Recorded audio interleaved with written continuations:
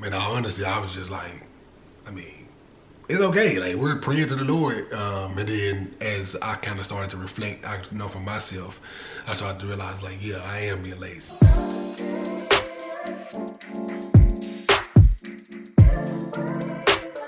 Hello, welcome. If you're new and here for the first time, welcome. And if you are not new, welcome back to the channel. So we haven't had a sit down YouTube in a little bit, so I felt like it might be a good idea to just kind of chat. And yeah, talk about some things. If you all follow us on Instagram, you have seen recently we have posted a lessons that God is dealing with us on right now. Just some different things. And so today we kind of just wanted to take the time to actually elaborate and kind of discuss together and with you all some of those things, kind of what that looks like in our life, the things that have been going on where he's been pulling up and giving correction and all the different things. And of course, as always, open the discussion up to all of you. And yeah, so there's just a couple things, but first, we hope that everyone's doing well. Yes. We hope that everyone is having a very, very good summer. Little life update. We are about to enter third trimester. It's been hot. Oh, it has been hot. That was two separate topics. Yes, it has been hot. But we are entering the third trimester. We are entering the third trimester. Very exciting. And there'll be actually a separate YouTube. I'm going to talk about how this has been different from the last time. But anyway, we thank God. Things have been going good. We've been enjoying summer. Yes. Saya had a birthday. Mama had a birthday. Dexter had a birthday. Yep. And yeah, now we're trucking along. So I feel like, in life when God is taking you through things and kind of pruning you and teaching you things, like, it doesn't feel good. But I feel like he's really teaching us a lot of stuff. Always. So this is just a couple of things that we feel like, he's opening our eyes to right now in a new way. Not new things, but some of them, but in a new way. So yeah, one of the things for sure, I guess for me, money. So we try to do our best to pray every night, and of course pray in the morning. In God's word, He tells us basically to meditate on the word day and night. So spend time in the word and prayer every night before we go to bed and wake up in the morning to start our day. But we started to notice just being lazy in the aspect of doing it. So super not intentional, routine, saying the same prayers like over and over.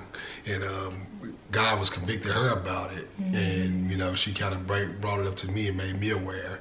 And honestly, I was just like, it's okay. Like, we're praying to the Lord. And then as I kind of started to reflect, I know for myself, I started to realize, like, yeah, I am being lazy. Because for me, I get into bed and then instantly I'll fall asleep, drop of a dime. Or I'll do sleepy prayers. And that's right. I think that was the biggest thing where I was like, okay. Because I have been guilty many a day of falling asleep while praying. It's not good. I'm not proud of it.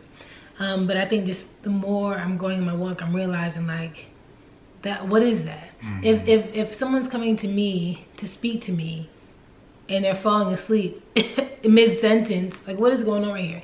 If I'm talking to someone and trying to tell them something and they're falling asleep while I'm talking to them, like, it's really a lack of honor. It comes down to lack of honor because we don't fall asleep on a good show we like. Right. It's like, where's we that don't fall respect? Asleep on if we can binge a show for 3 hours straight in a row, we can't take 5 minutes to pray. We fall asleep. That's the issue. We ain't falling asleep at word. We ain't Not falling falling asleep. right. With all these things that we want to do. Right. That we're interested in. And so it's like, to me, God began to convict my heart, like, there's no fear of God in your prayers.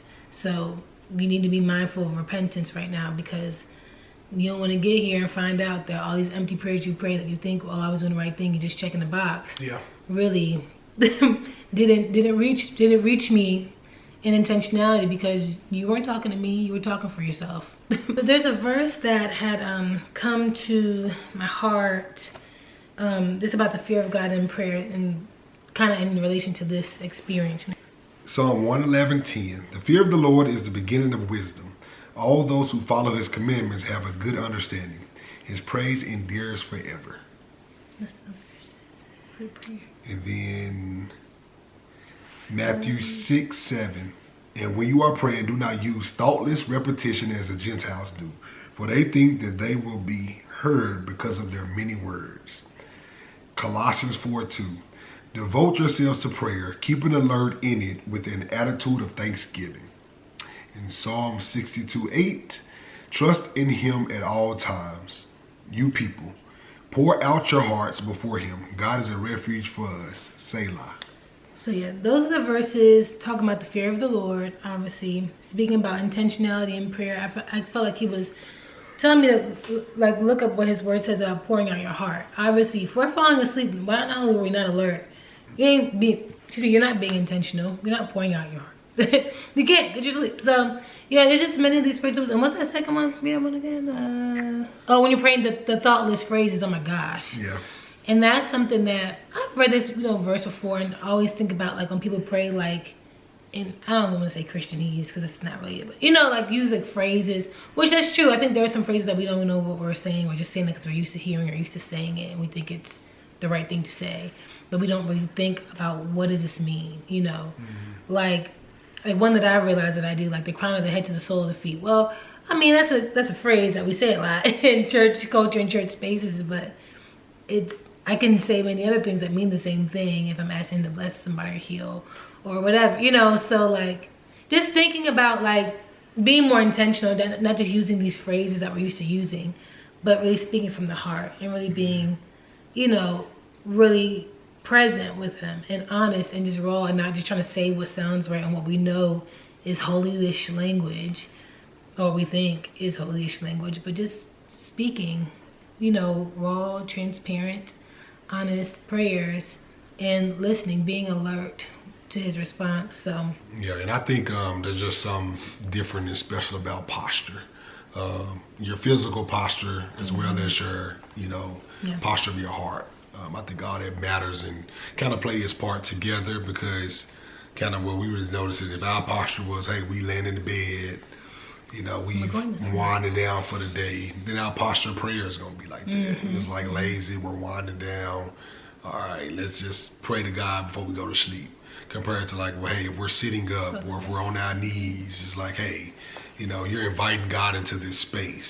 So your heart is now being postured and set to like, hey, God, I want to pray and give you thanksgiving. I want to pray, to the things that you have done and continuously do, and I want to pray like you told us in the Lord's Prayer. So, that's kind of one of the things we've been learning and realizing and changing and adapting to, because, we don't want to just be out here doing anything. Yeah, being lazy and giving God less than half. It's so not good. Yeah, it just didn't feel good in my heart. So thank you God for that conviction. So that's one.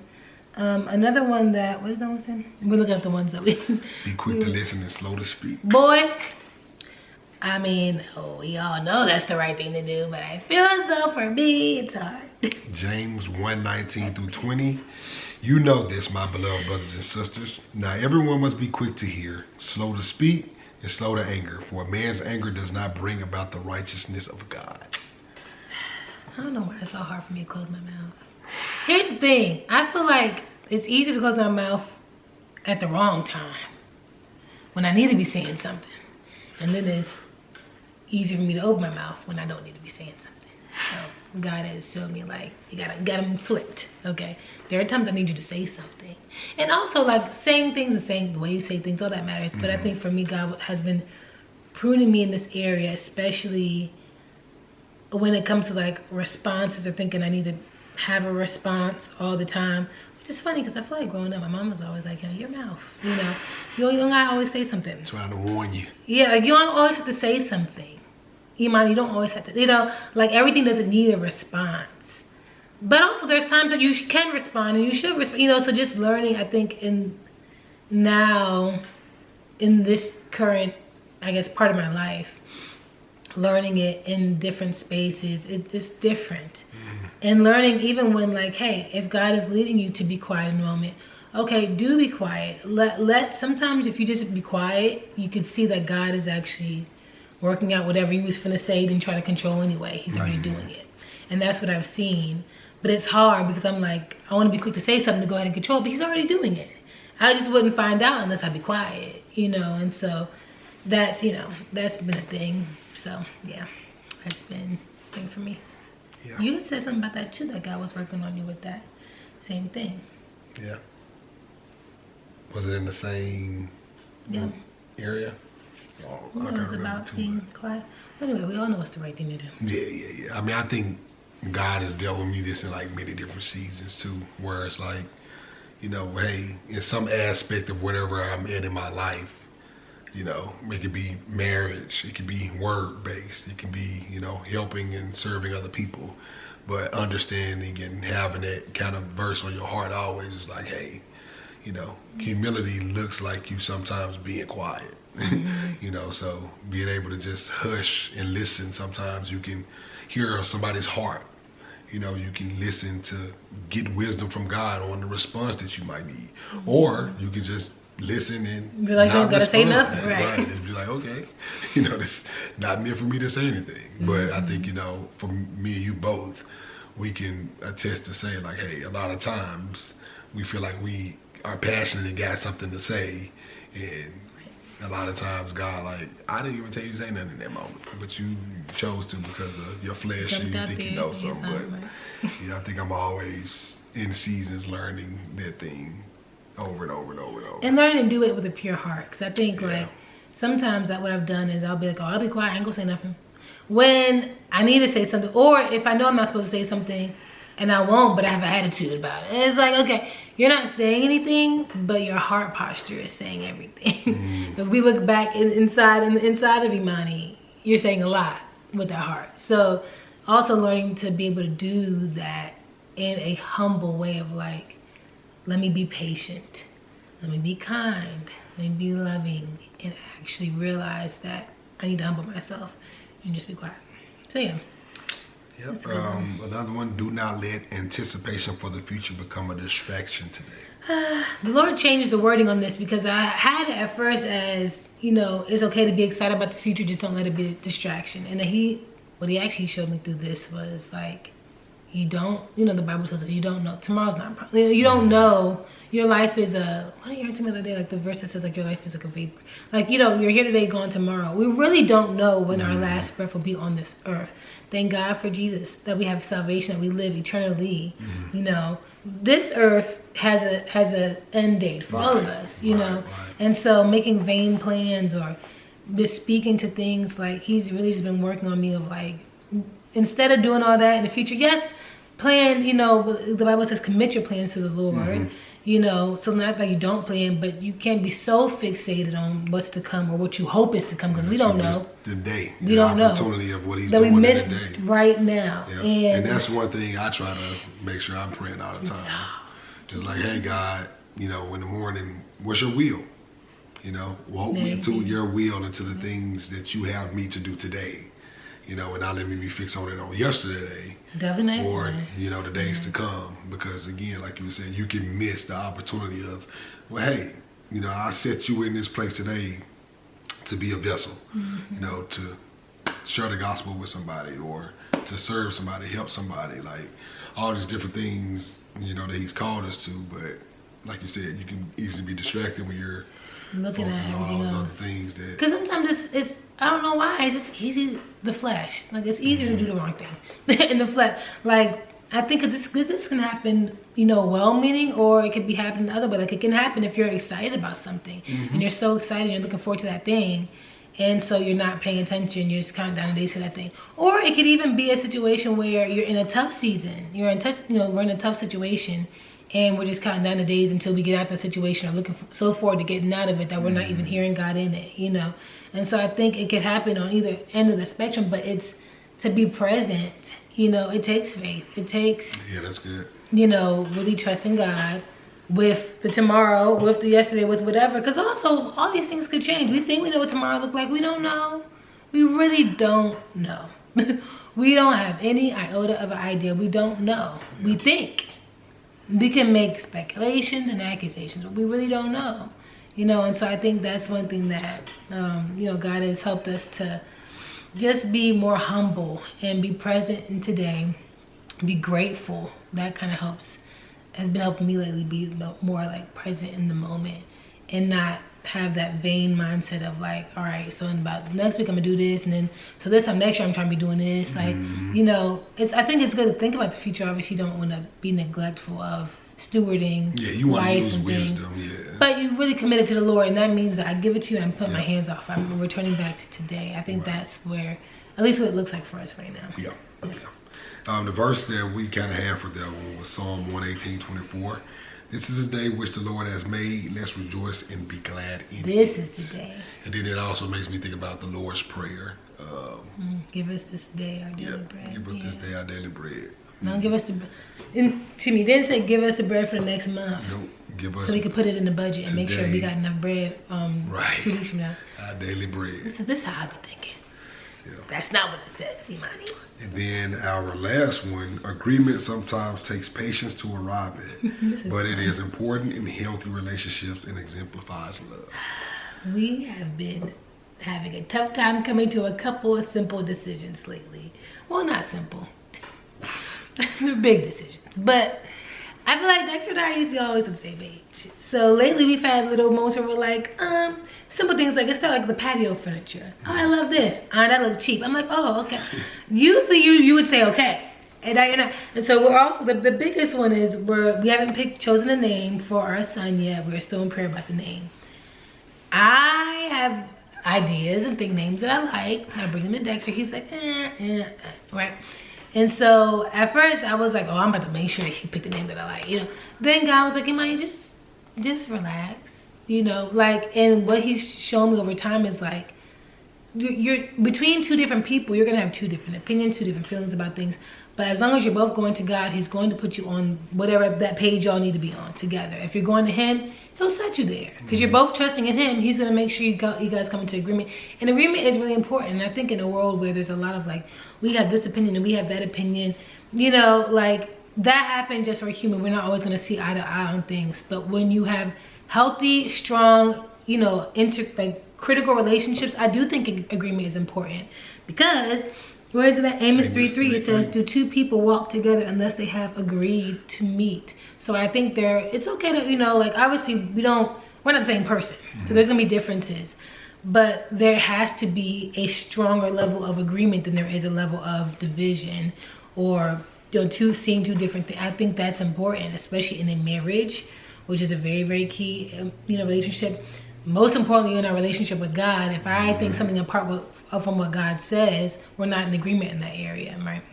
And so agreement is important. How can I walk with the Lord unless I agree? How can my husband and I walk together unless we agree to meet in this area? So yeah, you know, even friendships, you know, many relationships, right? Agreement is very, very important. And I think there's a big like agree to disagree thing that goes on. And I think in some spaces it's healthy, especially when you're talking about relationships maybe with people who are not yet believers or non-believers at the time.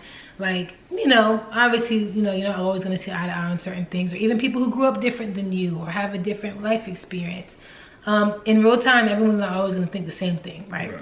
But I think it's important when you're making decisions together, when you're trying to walk together, that we are patient enough to allow God, not to argue our point to somebody until they agree with what we think, but to allow God to put us both where he wants us to be. Because I'm no more right in the name that I want than he's no more right in the name that he doesn't want, or whatever the case may be.